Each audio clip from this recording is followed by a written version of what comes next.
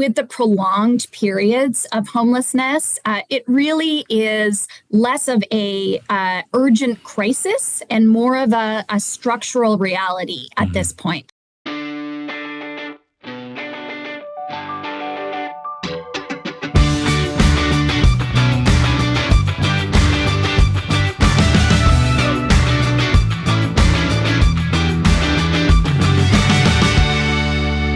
Frisco and Scott back on another edition of Closer Look, Friday version on this 16th day of January. The Association of Municipalities of Ontario out with their annual report on homelessness. The numbers are not good. No, and we talked about this last year on the show, and it's basically a year to the day that they've released the next report. Yes. And the number of homeless, from what they can tell now, they've done a lot of research for the different organizations and different municipalities counting. More than 85,000 people experiencing homelessness, up 8%. And the numbers are way up in rural and northern Ontario, which is not a surprise at all. We're seeing this just in the coverage in our communities, in our rural and northern communities. This has become a bigger issue as people are struggling with addictions and mental health, and homelessness is getting worse. And so none of these numbers are truly shocking. They're not surprising. Nope. I do worry sometimes that people read them and get numb to the numbers, right? Because they see it all the time. There's a new thing out talking about how homelessness is getting worse. But what's interesting about the AMO report, and what's I guess optimistic, is they feel that there's a solution, that there's a way forward, and they are pushing for that solution. It's about an $11 billion solution over 10 years, right? Revolving largely around supportive housing and different types of housing. And they feel that this is something that if we have the political will to deal with, that we can deal with. And it raises a whole lot of questions because we know how much people care about this issue in our community. We see it with our own eyes. Right? It's something that's out there. So we talked to Lindsay Jones last year. She's with AMO, and she, in great detail about how they came up with their numbers, what they're seeing, what the municipalities are telling them, what they're struggling with, and what the way forward is in their mind. And now a year later, they're doing the same thing, and the way forward is the same, but the numbers are worse. So we're going to chat with Lindsay about what they found and where we go from here. The Association of Municipalities has released brand new data that shows homelessness in Ontario continues to rise, and in some regions of the province at staggering levels. In all, 85,000 Ontarians were homeless in 2025. That's an 8% increase over the prior year. And if swift action isn't taken, that number could easily double over the next 10 years. Lindsay Jones is the executive director of AMO and joins us tonight from Toronto. Lindsay, welcome back to the show. We appreciate your time. Thanks so much for having me. Okay, Lindsay, we'll get into the specific numbers here in a sec, but when you look at this updated data, is Ontario in a homelessness emergency or something even more severe than that? Yeah, I think that with the prolonged periods of homelessness, it really is less of a urgent crisis and more of a structural reality at this point. It doesn't mean that we can't solve it, but it does mean that we need to look at the challenge in a bit of a different way. All right, so here's what we know. Homelessness grew nearly 8% in a single year. What's driving that acceleration right now, Lindsay? Well, I think it's all of the factors that have been driving this really significant increase in homelessness really since the pandemic. We've never recovered as a province since COVID and all of the disruption there. So there's both really long-term underlying factors like underinvestment over the past 30 years in social services like income support or affordable housing or mental health and addiction support. But then this is coupled as well by those economic headwinds and the really acute affordability crisis that many Ontarians are facing, particularly when it comes to food and shelter. So all of those are really coming together to see this really significant increase over the past few years in homelessness across the province. It's a great point. These are a lot of those issues we talk about on this program all the time, especially it feels like every couple of days we're talking to a guest about an issue and the pandemic rears its ugly head, right? We just can't seem to recover. Just how hard has it been to move past that, Lindsay, on this issue? Well, it's been really challenging. And at first it was because we didn't really have a full understanding of the scope and scale of the challenge that we were dealing with, which is why AMO partnered with our service managers in the municipalities and OMSA and NOSDA, the two organizations that represent them, to really undertake a big, broad-scale study of the issue to really understand what numbers are we talking about? Who are these folks? Where are they? And what do we need? So we've at least made progress on that front. And now it's really about, okay, so how can we galvanize the political will and coordinate all levels of government to really tackle this crisis head on? We're definitely going to talk about that when it comes to solutions and what the way forward is. Just with the data for a little bit more, the other thing that's very stark is that the homelessness problem has grown significantly in rural and northern Ontario. We're seeing big jumps, I think 30% more in rural Ontario and 37% in northern Ontario. What is it about those communities, why they're being hit so hard lately, Lindsay? Absolutely. Well, and typically folks will have in the past assumed that homelessness really was a large urban challenge. And as you said, those numbers really show that that's not the case. Again, there's lots of different factors contributing to this. The smaller tax bases and big geographic areas that you find in the north really don't lend themselves very well to the system of social supports that we have here in Ontario.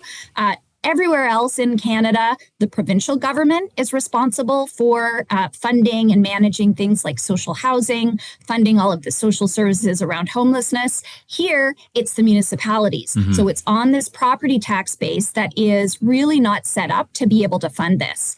Then, of course, you have really compounding factors like on the demographic front, the really significant Indigenous population in the north. In our report this year, the number of measured Indigenous individuals who are homeless went up by 25%. Yes, now, there's a lot of complexities around measurement there, but there's no question that Indigenous homelessness is a huge part of this challenge across the province, and nowhere more so than in the north. I think we know some of the answers, but can you talk about what's driving that particular piece of data? So, I mean, a lot of this is a result of the structural issues that we see across the province in terms of that intergenerational trauma. Indigenous people in general experience worse outcomes when it comes to income, when it comes to employment, in large part traced back to this, historical legacy around colonialism. There are ongoing barriers in accessing the kind of services that folks need to be able to get help because of this, a lack of culturally appropriate services. So all of this really contributes to this really growing challenge of Indigenous homelessness.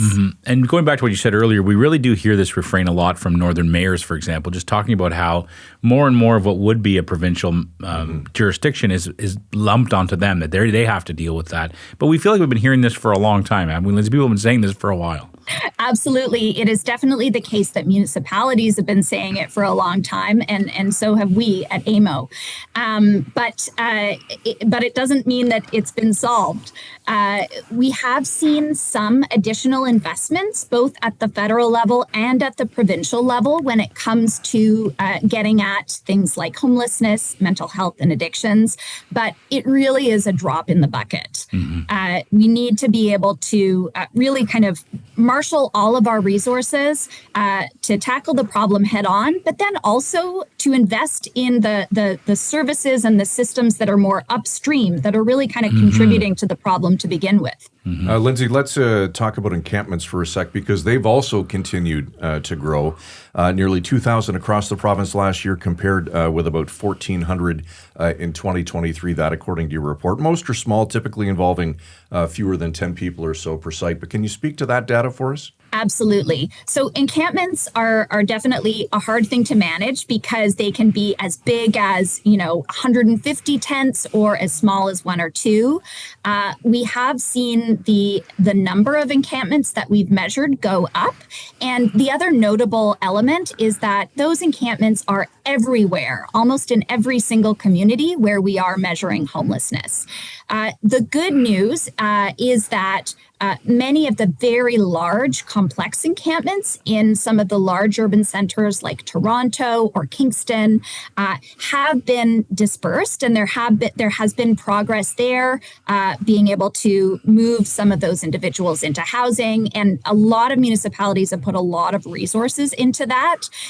But the reality is that the enforcement approach that the province has really leaned into, giving municipalities and police services more tools to be able to enforce their way out of this problem, really hasn't gotten at the root causes. It just kind of disperses the problem and moves it around as opposed to actually addressing it. It's a great point.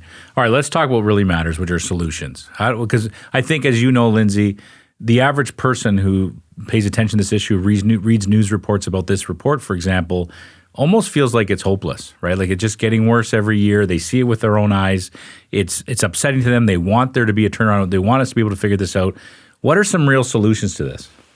Right. And I do think it's a really important point to make, which is it is absolutely not hopeless. We do know how to solve these problems, and other countries have solved them before.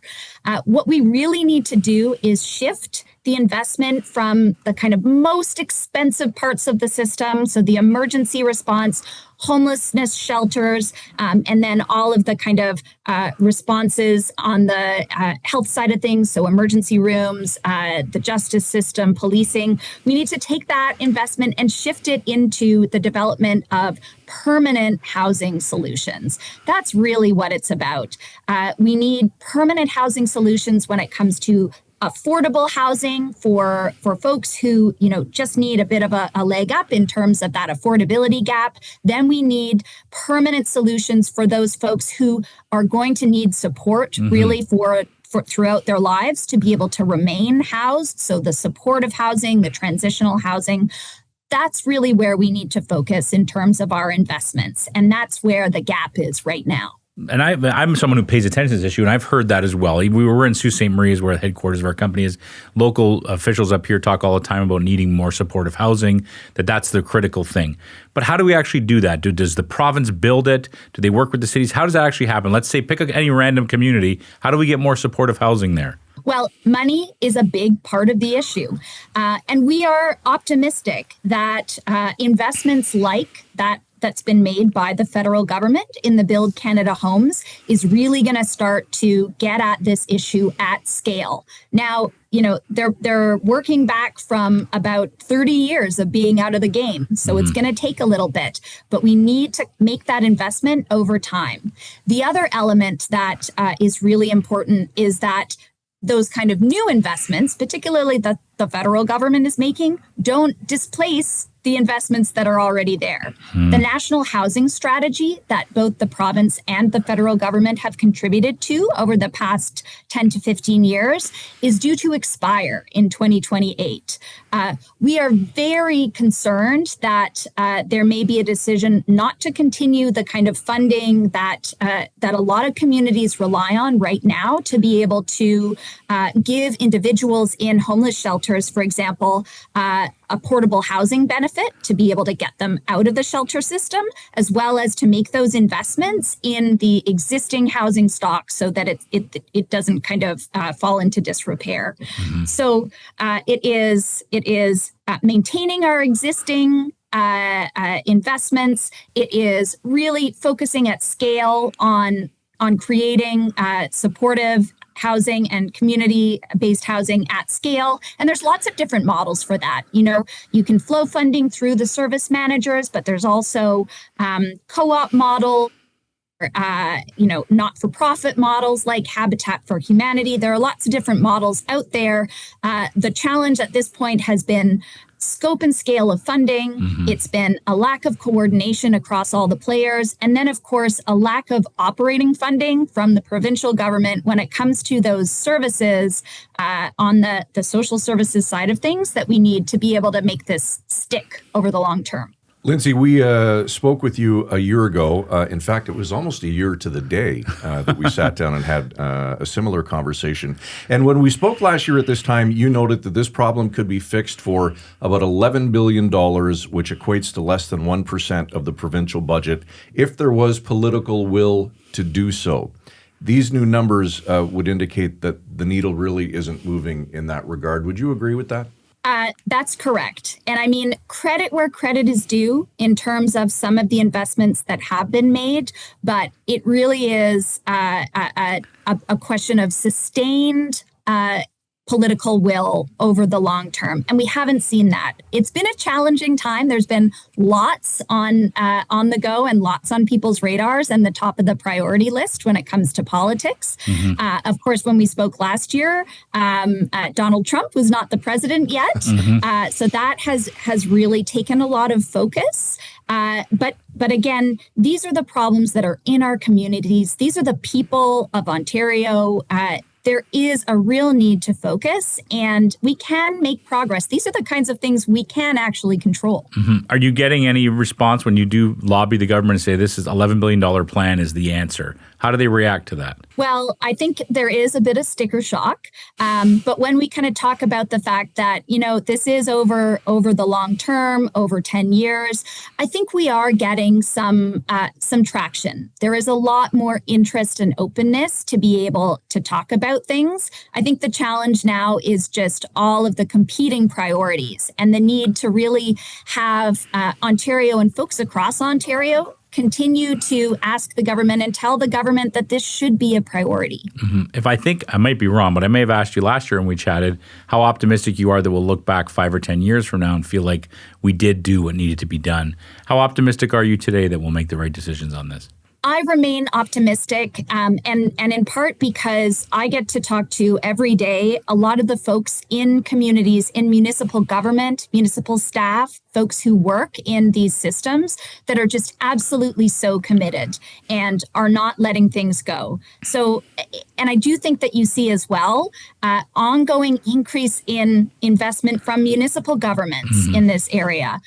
The municipalities see and know that this is a challenge. And while they can't do it on their own, they are trying their darndest. That's for sure. We definitely see it. We're in 27 different communities across Ontario, and we see all kinds of different things.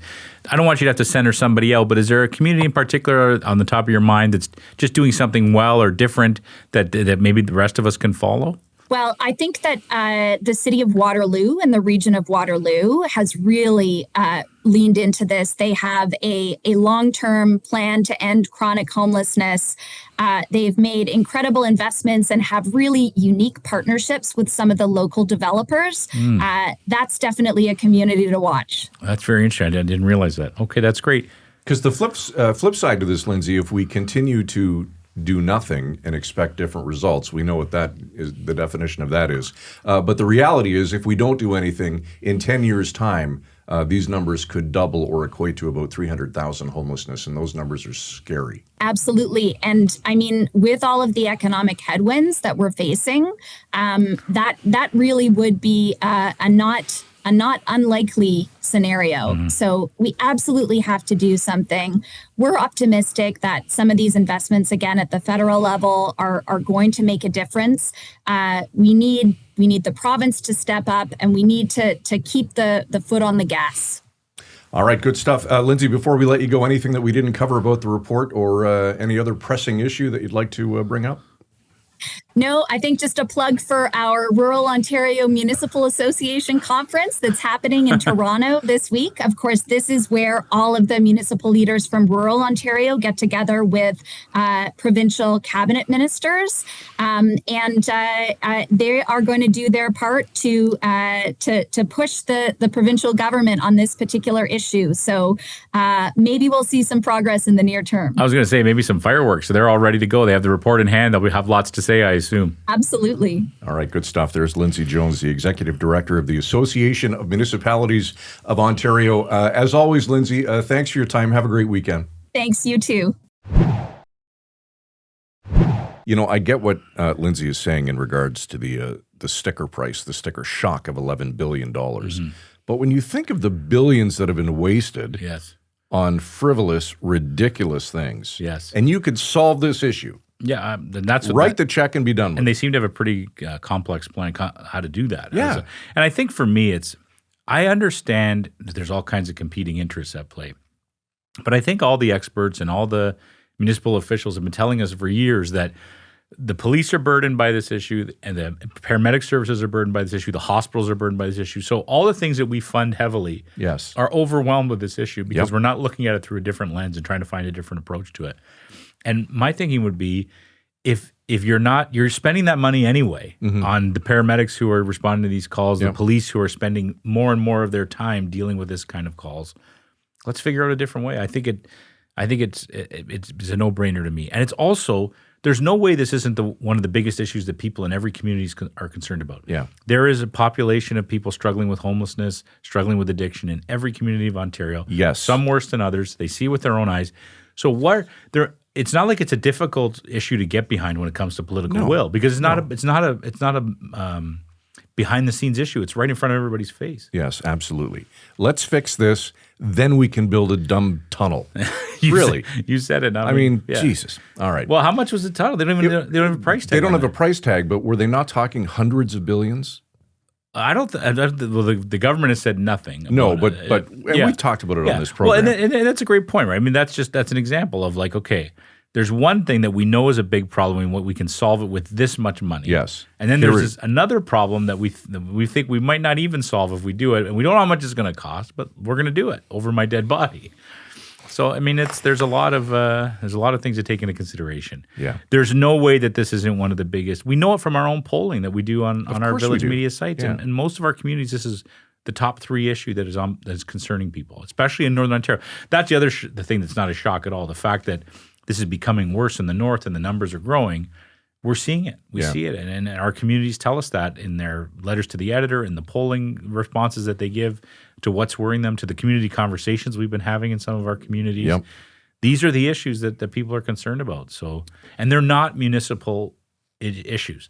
It's not up to our city halls to figure out how to give health services to people struggling with mental health. But in a lot of cases, they're the ones left holding the bag. That's holding the bag, right? So you mentioned polling. I want to shift gears quickly here before we pack up and head out for the week. We ran a poll. We send out a weekly email here across Village called The Plus Side.